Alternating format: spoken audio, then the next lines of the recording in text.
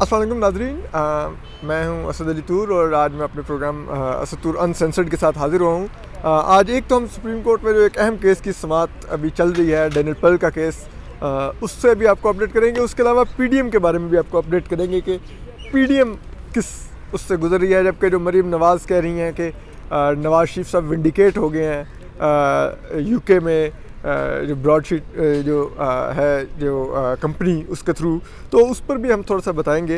लेकिन सबसे पहले हम डैनियल पर्ल केस की अपडेट देते हैं। ये केस बड़ा तकनीकी अंदाज से चल रहा है। इसमें फोरेंसिक डिस्कस हो रहा है कि फ़लाँ डेट को फ़लाँ पकड़ा गया, फ़लाँ लैपटॉप निकला, फ़लाँ फोरेंसिक कंपनी ने ये मॉडल लिखा, ये लिखा, ये इतराफ़ी बयान, तो बड़ा तकनीकी से अंदाज में केस चल रहा है। तो ये टेक्निकलिटीज़ शायद एक आम आदमी को समझ नहीं, मतलब मुझ जैसे जो कोर्ट रिपोर्टर है, मतलब जो बहुत रेगुलर तो नहीं लेकिन फिर भी चंद मुकदमात जो बड़े होते हैं उनको कवर करता था, उसको थोड़ा समझने में काफ़ी ये मुश्किल लग रहा है।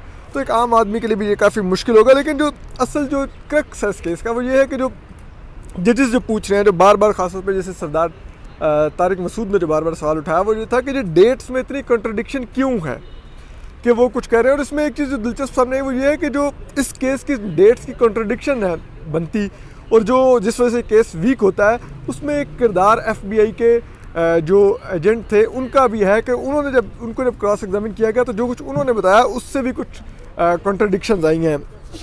लेकिन जो आज मेरे लिए एक दिलचस्प चीज़ थी जो इस केस में सामने आई, वो था कि हमारे मुल्क में किस तरह से एक मुल्ज़िम का एतराफ़ी बयान रिकॉर्ड किया जाता है। तो उसके ऊपर क्योंकि जब ये डेट्स की टेक्निकलिटीज़ बहुत ज़्यादा आई सामने, तो जो डैनियल पर्ल के वालिदैन के वकील फैसल सिद्दीकी हैं, उन्होंने इस्तदा की और उन्होंने कहा कि आप देखें, आप डेट्स की कॉन्ट्रडिक्शंस में मत जाएं, आप एतराफ़ी बयान को देखें और आप ये देखें कि जो फोरेंसिक किया गया उस एविडेंस को देखें, वो बहुत ही एक्यूरेट है, तो उसके ऊपर करें। जबकि जो सिंध हाई कोर्ट का उन्होंने कहा कि उन्होंने जो किया सिंध हाई कोर्ट के जजेस ने, उन्होंने कहा कि क्योंकि डेट्स में कॉन्ट्रडिक्शन आ गई तो हम एविडेंस को देखेंगे ही नहीं, मानेंगे नहीं, एग्जिबिट ही नहीं करेंगे।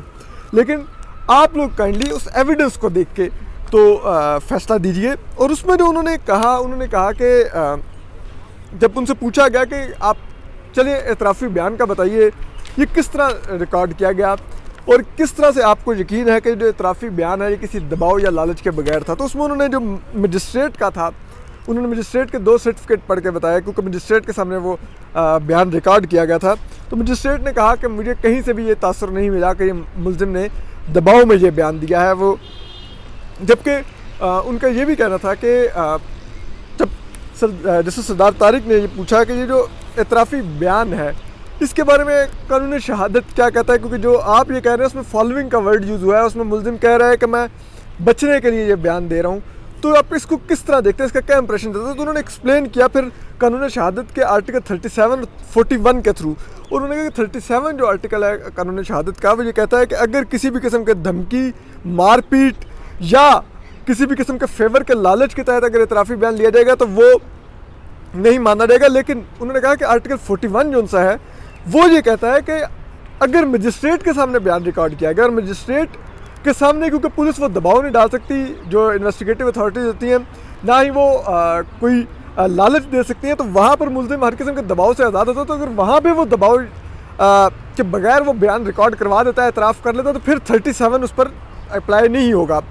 और उसमें उन्होंने कहा कि जो इसमें मजिस्ट्रेट हैं वो लगते हैं कि 1 से 1.5 बजे तक मैंने मुल्ज़िम को एक ऐसे कमरे में सोचने का वक्त दिया जहाँ पे पुलिस की उस तक रसाई नहीं थी कि वो सोच ले कि वो एक एतराफ़ी बयान देने जा रहा है। और फिर जब वो मेरे सामने आया, मैं उसको चैम्बर में ले गया, मैंने वहाँ पर जाकर दोबारा उससे पूछा कि क्या आपने ये जो बयान देने जा रहे हैं क्या ये बगैर किसी दबाव के है।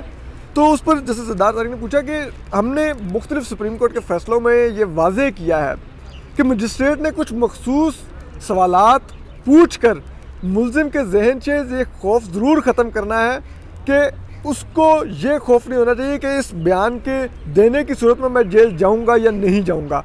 तो उसको ये बताया जाएगा कि आप एतराफ़ करें ना करें, हम आपको जेल नहीं भेजे, आप बताएं।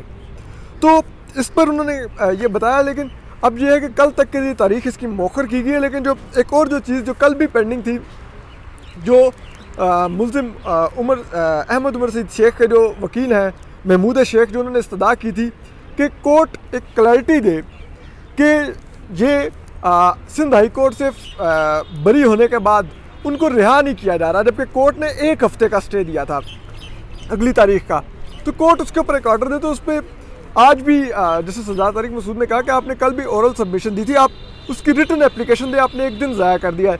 उस पर उन्होंने कहा कि जो जेल के सुप्रिटेंडेंट है उन्होंने आपको ख़त लिखा है और उन्होंने कहा कि हमने इस मुल्ज़िम को रिहा करने को इसलिए होल्ड करके रखा हुआ है, इसको अमल दरामद नहीं कर रहे कि कोर्ट की तरफ से हमें ये कहा गया था कि अगली तारीख तक इसकी रिहाई रोकी जाए, लेकिन उसके बाद फिर हमें फर्दर कोई ऑर्डर नहीं आया कि अब इसको रिहा कर दिया जाए।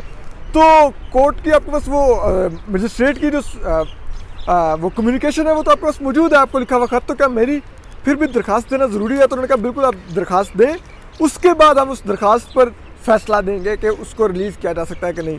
तो ये एक चीज़ जो आज थी। तो अभी भी जो इबहम बाकी है कि जो उमर सईद शेख हैं उनको रिहा कर दिया जाना चाहिए सुप्रीम कोर्ट का फैसला आने तक या नहीं। तो इसके ऊपर कल वो आज वो एप्लीकेशन देंगे, तो उम्मीद है कल शायद इसके ऊपर फैसला आएगा। लेकिन अभी तक जो उमर सईद शेख हैं वो जेल की सलाखों के पीछे ही रहेंगे, जो मुबैना अगवाकार थे डैनियल पेल के, जिनको कत्ल किया गया। और ये उमर सईद शेख वही हैं जिन्होंने ब्रिगेडियर एजाज शाह के घर सरेंडर किया, जो कि पाकिस्तान के भी इंटीरियर मिनिस्टर थे कुछ दिन पहले तक, और उस वक्त होम सेक्रेटरी थे पंजाब के, जबकि ISI पंजाब के चैप्टर के वो हेड भी रहे हैं। और ये उमर सईद शेख वही हैं जिन्होंने अमेरिकी और पाकिस्तानी हुकाम को कॉलें करके, जेल से कॉल्स करके जंग के दहाने पे पहुंचा दिया था मुंबई अटैक्स के बाद। तो बड़े वेल कनेक्टेड ये भी हैं। बहरहाल तो ये तो वो था। और उसके अलावा अब अगर हम देखें कि PDM का बज़ाहिर तो आपको अब वो दबाव नहीं नज़र आ रहा जो शुरू के जलसों में था, जब मियां साहब ने नाम लिए इस्टेब्लिशमेंट के लोगों के, वो वाला अब आपको वो दबाव और वो हाइप तो नहीं नज़र आ रही। लेकिन एक चीज़ जो दिलचस्प है, जो हमें फिर भी PDM को अभी भी आउटराइटली नहीं इग्नोर कर देना चाहिए, वो ये है कि PDM एक बहुत बड़ा झटका बर्दाश्त कर गई है। जो था कि जो आखिरी रेविंड में जो सरबराही इजलास हुआ, उसमें ये गालिब इम्कान था कि पीपल्स पार्टी और PDM के रास्ते जुदा हो सकते हैं, क्योंकि पीपल्स पार्टी इस्तीफ़ों की टाइमिंग पे एतराज़ कर रही थी और सेनेट इलेक्शन और ज़िमनी इंतखाबात में हिस्सा लेने पर जोर दे रही थी, जिस पर PDM ने पीपल्स पार्टी की ये बातें मान के ना सिर्फ इत्तेहाद को बरकरार रखा, बल्कि ये भी साबित किया कि ये PDM इतनी भी जज्बाती हो के कोई मूव नहीं करेगी, वो सियासी तौर पर ही खेलेंगे अभी भी। तो इसका मतलब है कि आने वाले दिनों में अभी पिक्चर बाकी है। जबकि इसके अलावा अगर आप देखेंगे मरीम नवाज़ का, वो एक दावा कर रही हैं कि लंदन में जो फ्लैट्स थे उस पर नवाज शरीफ का मौक़िफ़ दुरुस्त साबित हुआ है, जबकि हमारी मुल्की अदालतों ने क्या किया। तो ये एक चीज़ जो समझने वाली है, ये अभी भी बड़ा इबहम है इसके अंदर। जो केस है, जो ब्रॉडशीट का जो फर्म का जो डिसाइड हुआ लंदन में, जिस पर नैब को जुर्माना हुआ, वो ये है कि उनको जो असासे ढूंढने की कॉन्ट्रैक्ट दिया गया था, वहाँ पर हायर किया गया था, जिसके लिए जनरल मुशर्रफ ने 2000 में, वो उस तरह से नहीं असिस्ट कर पाए थे, जिसके बाद इन्होंने उनका टर्मिनेट कर दिया कॉन्ट्रैक्ट। तो उसके ऊपर वो अदालत चले गए और जिस पर उनको इसको नैब को एक पेनल्टी जो थी, और वो जो थे कॉन्ट्रैक्ट वायलेट करने के जो टर्म्स थे, उसके तहत जो उनके चार्जेस बनते थे, उसका जुर्माना किया गया है, जो 28,000 कुछ मिलियन डॉलर है। तो आप उसको ये नहीं कह सकते कि ये पूरी तरह शरीफ फैमिली जिसे कहते हैं विंडिकेट होगी। ये फ्लैट्स का मामला अलग से ही रहेगा, लेकिन हाँ, पाकिस्तानी अदालतों में उन केसेस में ज़रूर ऐसी चीज़ें सामने आई। जस्टिस जो जज थे अरशद मलिक, उनका एतराफ़ सामने आया, और जिस अंदाज़ में वो केस चला उसमें ज़रूर आप बात कर सकते हैं। जिस अंदाज़ में व्हाट्सएप की कॉल की गई, उन पर बात की जा सकती है। ये इन तमाम उमूर पर बात की जा सकती है। जिस अंदाज़ में उसकी निगरानी की गई सुप्रीम कोर्ट के एक सिंगल रुकनी बेंच ने, जो जस्टिस जाजुल हसन का था, उसके बावजूद नीचे ये सब कुछ हुआ, वो सब सवालिया निशान अपनी जगह बाकी हैं और उनका जवाब ज़रूर आना चाहिए। लेकिन अभी भी आप ये नहीं कह सकते कि वो केस मुकम्मल तौर पे ख़त्म हो गया और वो शरीफ फैमिली के हक़ में चला गया है। आज तक के लिए असद अली तूर को इजाज़त दीजिए। असद तूर अनसेंसर्ड से आपको हम कल फिर डैनियल पेल केस की अपडेट देंगे। और अपना, दोस्तों, रिश्तेदारों का, सबका आप सब लोग खुश रहिए और सलामत रहिए। अपना ख्याल रखिए। अल्लाह हाफ़िज़।